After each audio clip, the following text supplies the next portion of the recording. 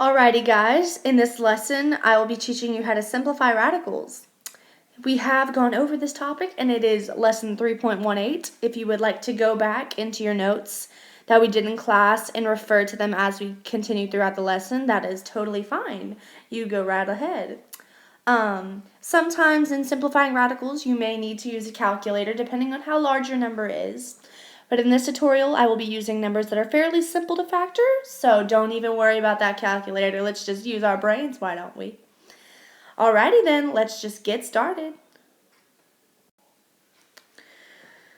Alrighty, before we get into simplifying, I want to break down number components.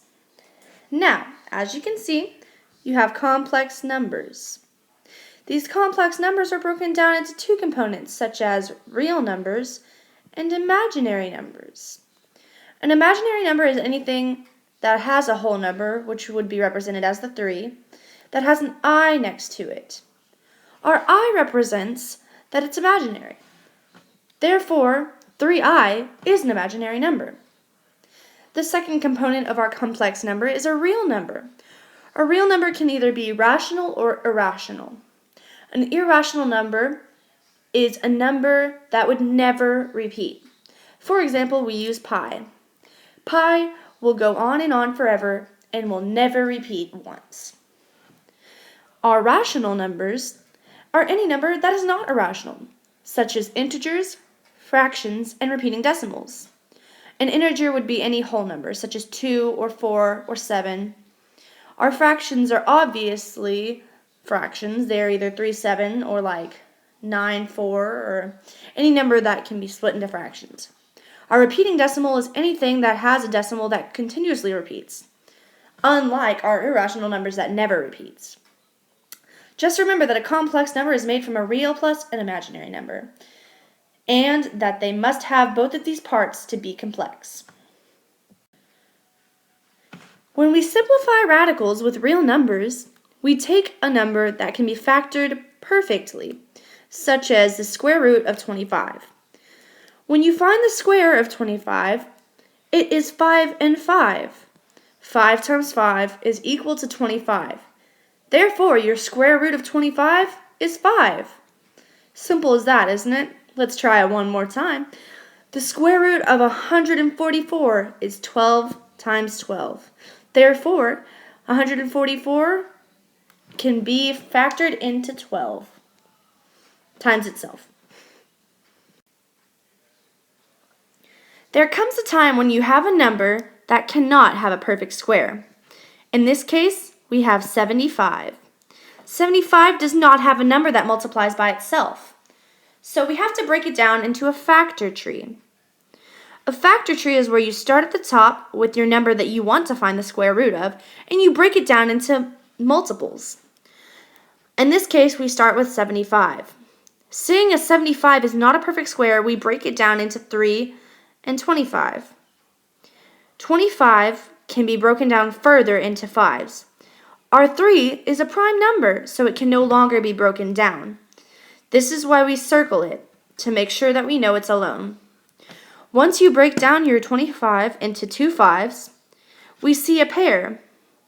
This pair means that it can go on the outside of the radical. So that is where we start.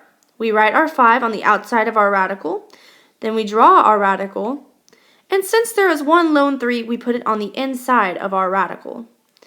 This is our final answer, 5 square roots of 3. Our final answer is the square root of 75 is equal to 5 square roots of 3. Alrighty guys, we are now going to solve a radical with an imaginary number. Isn't that intriguing? Anyways, sometimes we're given a number and we have to find the square root of this number. But it's negative. That's not something we've done before. Now, you may be freaked out, but it's actually really simple. You just pull this negative out in the form of an I. That's it, right? That's how you've accounted for it. You put this on the outside of your radical, and boom, you're done. You've already accounted for your negative. All you have left is to factor.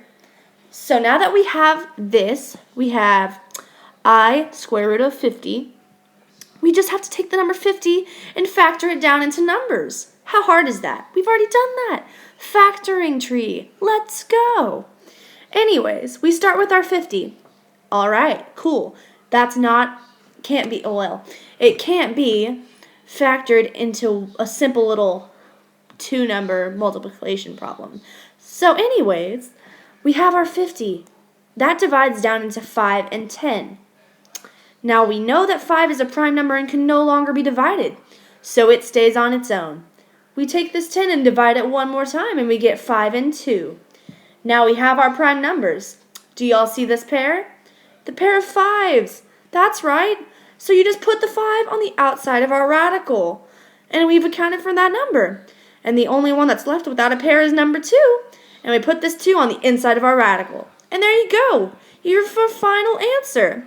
5i square root of 2. That's your answer. Not hard, is it? Didn't think so.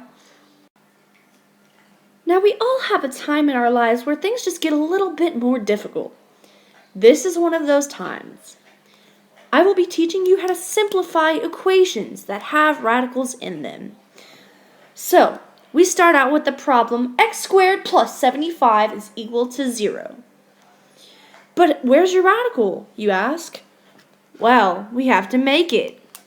We start with our x squared and our 75 and our 0, and we have to find that radical. So, you follow any system of equation and you would subtract 75 from both sides. We then get x squared is equal to negative 75. But we all know that when you're trying to cancel out an exponent, you have to square it, especially if it's an exponent to the second power.